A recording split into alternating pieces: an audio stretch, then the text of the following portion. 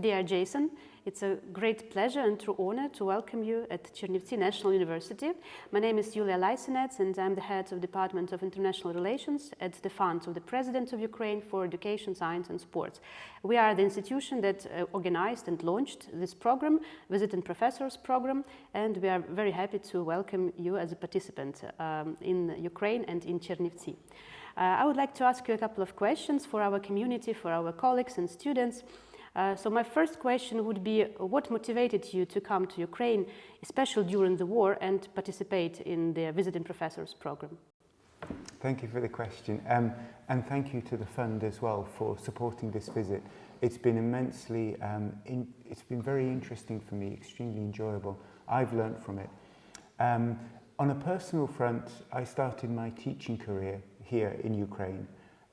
So розмовлю трохи українською мовою. Wonderful. And as a result, when the opportunity arose, I knew it was something I wanted to be part of, because I've seen Ukraine in its wonderful times, in the birth of it as a nation when I visited in the early 90s, and I've seen it develop and face the challenges of recent years.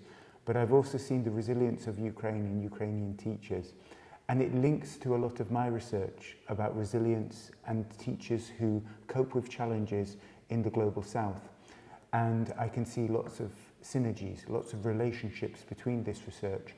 So when I accepted the decision to come, myself and colleagues from Чернівецького National University worked out a program that drew upon my areas of expertise as a researcher, so that we could develop a program of lectures and seminars involving teachers in important questions to ensure that they can both prepare the learners, the students for tomorrow, both future teachers and in other professions, but also to develop the teachers for tomorrow. The teacher educators in Чернівецького University have been involved in this project in helping us to work out what they need to ensure that they become the teachers of the future who will motivate Ukrainian children to go on to their own expertise and greatness.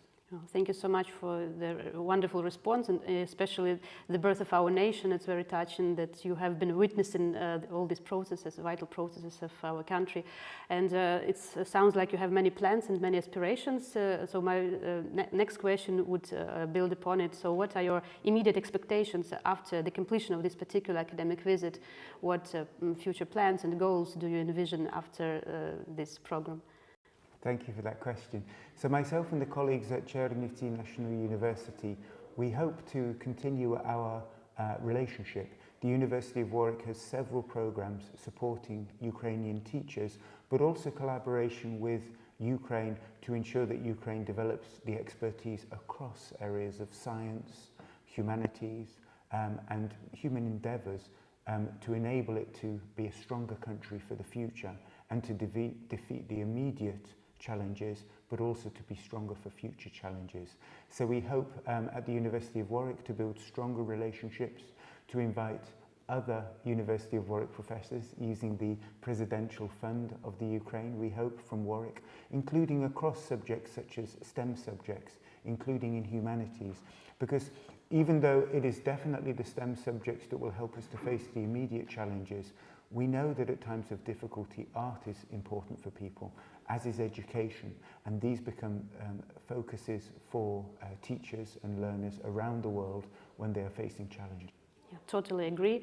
And during your stay here in Ukraine, have you noticed any particular features, peculiarities about Ukrainian students, Ukrainian faculty, or academic culture in general, if anything at all? I love the Ukrainian people, Ukrainian food particularly, and I love working with Ukrainians. You can see in the field of education there is a drive, a constant drive for education. It's like a thirst which Ukraine has for developing the people for the future. And this for me is the most rewarding aspect, because anybody who's worked in education, and I know you yourself have, that you notice that when the education you're providing is well received and built upon, then you are aware that always it will be an investment in the future, and we hope in the future of Ukraine. Yes, absolutely. And this thirst for education, thirst for knowledge, of course, it's invaluable and highly rewarding. Totally agree to that as well. And speaking about students and their future careers and future pathways, in your opinion, what would be their top 3 careers and professions of the future that you would recommend to future students to enroll and pursue at university level? Yeah, so it's a difficult question because obviously my first recommendation, I love teaching.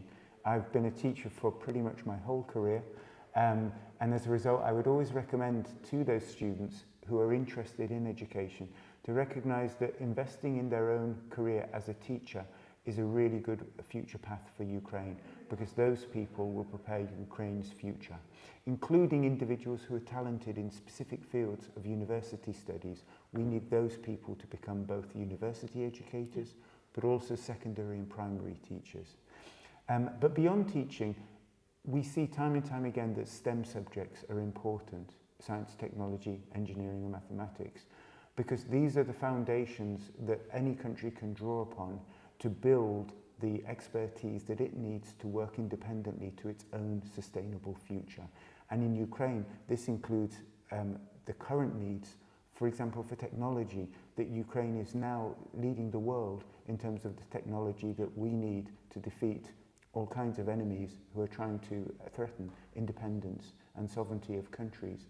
But beyond that, those same technologies can be useful in other spheres of social life, such as ensuring in education that things work well, such as ensuring that the technologies that we use help to support us and help to make our lives very much easier. And the third area I think I would recommend, and it's going to be an obvious one, is arts. My own background, my first degree was in fine art, and I love art. And having lived and worked in Ukraine, my first visit here in 1990, I stayed with and visited 2 of Ukraine's leading artists now, Ivan Pilipenko and Ruslan Kutnyak. Wow, that sounds great. And those artists are still active in Ukraine in promoting visions of harmony, visions of criticality, and visions of Ukrainian sovereignty. Ivan Pilipenko's work often focuses on some of the most beautiful buildings and views of Ukraine and of Kyiv. And so this is a third path, if you like.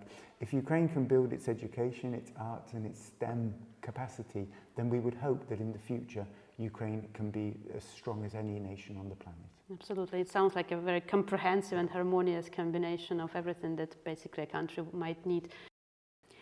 Dear Jason, I also would like to ask you, in your opinion, how would you recommend to students to tackle with AI, with artificial intelligence nowadays?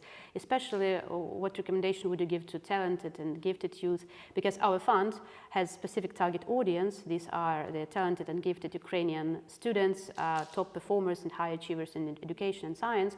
And of course, it goes without saying that AI currently basically is everywhere in our life. So it's like an integral part of our society already. So how would you recommend, how would you advise to talented and gifted students to deal with AI in their studies and their professional life? It's a good question. With regard to the studies, I can answer the question with some confidence. It's important that students still engage in the same educational practices that lead to learning. And we're facing, one of the challenges we're facing with AI is sometimes called cognitive offloading, that they get AI to do the hard work. In some universities, including ours, in some subjects, we are returning to old-fashioned pen and paper tests to check that the students have learnt the required content that they will need themselves in the future. And this includes in education, but in STEM subjects and across the humanities as well. But AI can also be a massively powerful tool to help to empower them, both in their learning, so that they can draw upon it, for example, when they're looking for previous research, when they're looking for areas, frameworks to use in their own studies, and when they're brainstorming ideas. The important thing is that we retain control, and those students will also need to do that, thinking of ourselves not so much as kind of the users of AI, but the curators and the organisers of the outputs of AI, to make sure that they help us in our research practices and social practices. And then with regard to actually those students and how they can develop AIs that we need in the future, first of all, we need to improve the large language models for the Ukrainian language. Obviously, English has excellent models, and some AI tools have very good Ukrainian large language models. Others are weaker. And so building that capacity, that database, will help Ukrainians who want to think and interact with AI in their native language. It will make them better empowered to do so that they can also contribute. Even if they don't use international languages such as English, Ukrainian itself can be a language of AI development as well. And then when it comes to the question of using AI itself to improve the world and to improve things, that will be essentially up to the creative faculties of the students themselves. Because being of an older generation, I don't see so many of the opportunities that these young people are exploiting to improve the world, but they are. And so I would say to those people, think creatively, think outside the box, and create the AIs that you need to answer the questions you want to answer. Yeah, this is highly insightful. Thank you so much. It was a great pleasure to have this wonderful conversation with you, and thank you so much once again for your support and cooperation and solidarity with our country, with our higher education, with our people. We truly appreciate it, and we wish you best of luck in all your future endeavors and all your future projects. And of course, we look forward to welcoming you again in Ukraine soon during your next academic visits. Thank you so much once again. Thank you, and thank you to the Ukrainian President's Fund for facilitating this visit. Pleasure. It's much appreciated. Pleasure, thank you.